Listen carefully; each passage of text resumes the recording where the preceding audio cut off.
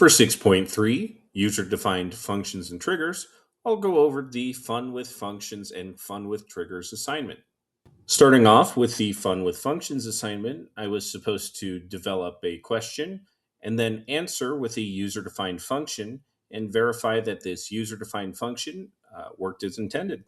So we were given the first question as part of the assignment, and that was how to extract the first name from the contact name.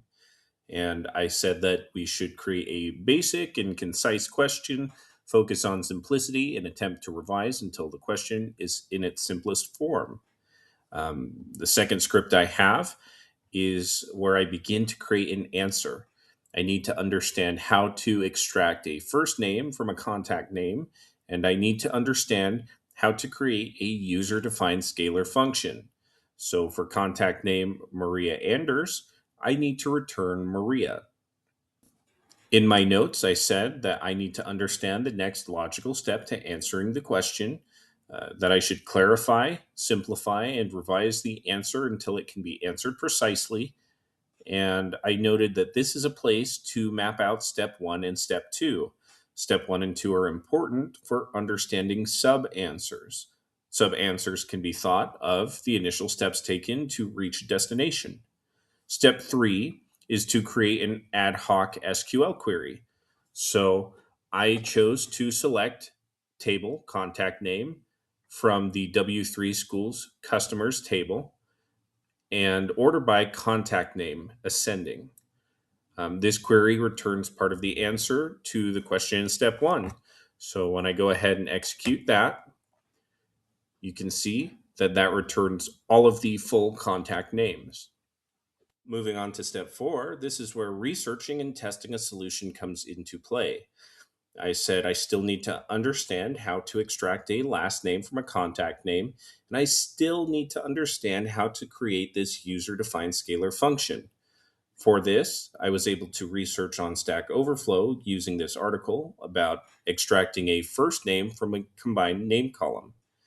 I was able to pattern the query after the syntax that was included in this article, and I inserted the correct information.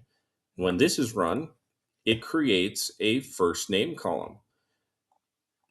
This works because the name gets separated into strings, and then the right side of the string is subtracted, leaving us with just the first name.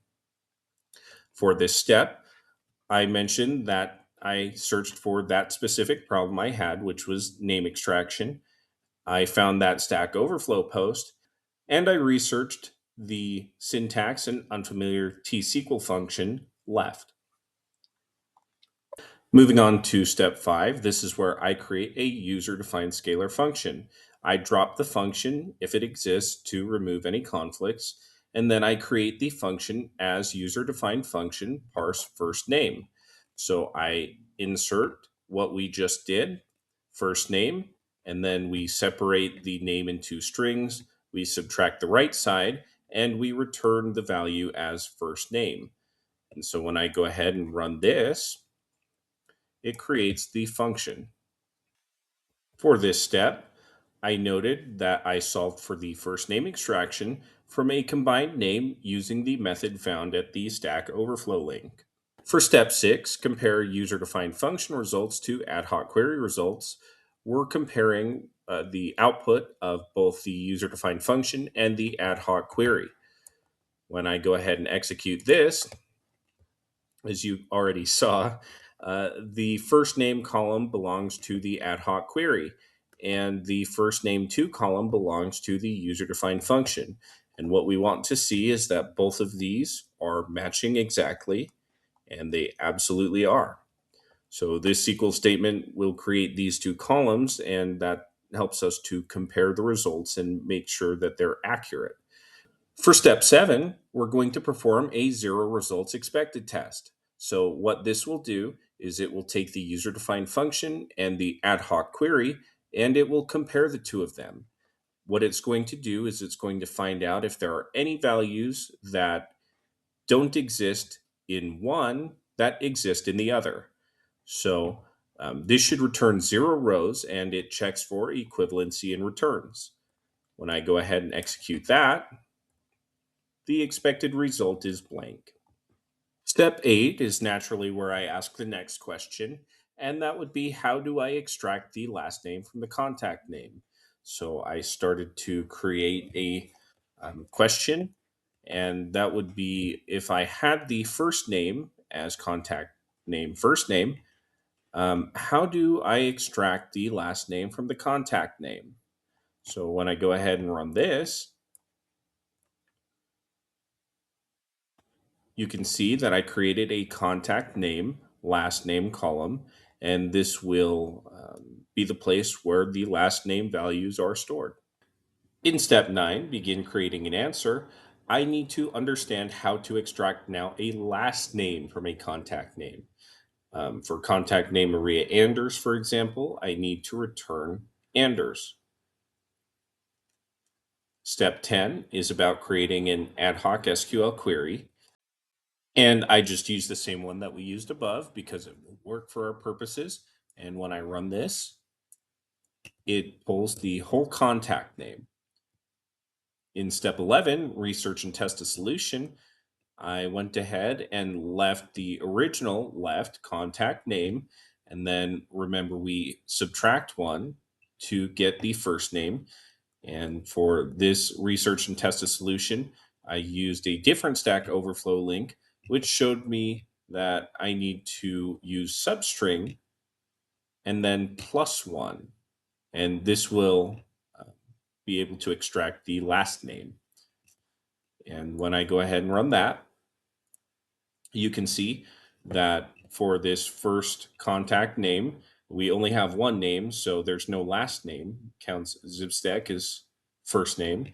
But for everyone else, it's able to pull the last name from the contact name. Is going to be creating a user-defined scalar function. So just like we did above, what we're going to do is we're going to insert the last name substring combined name, and we're going to create a function that returns the extracted last name.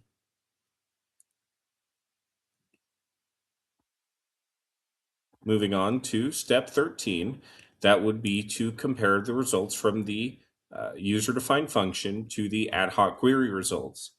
So we're going to go ahead and execute this.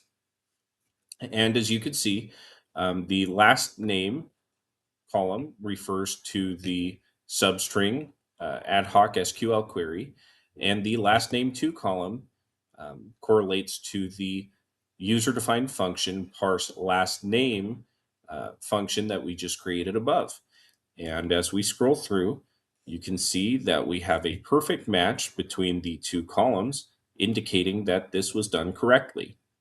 Step 14 is about performing that zero results expected test, just like we did above. One column will reference the user-defined function, and the other will reference the ad hoc SQL query. And this is still checking for equivalency in returns. What is in one column should be in the other column. When I execute that, we have just what we expect, which is a blank return. Move on to the fun with triggers assignment. So we do the same thing and start out with a question. How do I keep track of when a record was last modified? Then I go ahead and create an answer. So for this, I need to understand how to add a column that updates the time a record was last modified. I also need to understand how to create this user-defined scalar function. For this, how to keep track of when a record was last modified, I wrote DDL that alters the Hello World table and adds a column to store the last modified date of the Hello World table. A trigger will need to be created to update this column whenever the Hello World table is updated. I'm going ahead and altering the Hello World table. And because I've ran this code before, the column names in each table must be unique. So we get an error which indicates that this has already been performed. Step 3 is about researching a solution. For this, I used another Stack Overflow article, and I researched the solution of how to keep track of when a record was last modified. In researching this solution, I found the answer to the specific problem I had, and that was actually how to create an SQL trigger to update column last modified date when the Hello World table is last updated. Step 4, create an after update trigger. I went ahead and followed the syntax in that Stack Overflow article, and I made sure to update this according to my Hello World table. When I execute this, I added drop trigger if exists so that we shouldn't run into an issue like we did up above.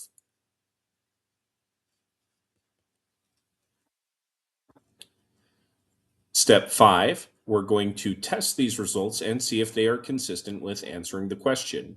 Here I have formatted a way to test and see if we get the anticipated results. And so we're going to go ahead and delete some values in the Hello World table. And then we're going to insert values into the Hello World table. And what we should see is that the Hello World table should update with a timestamp.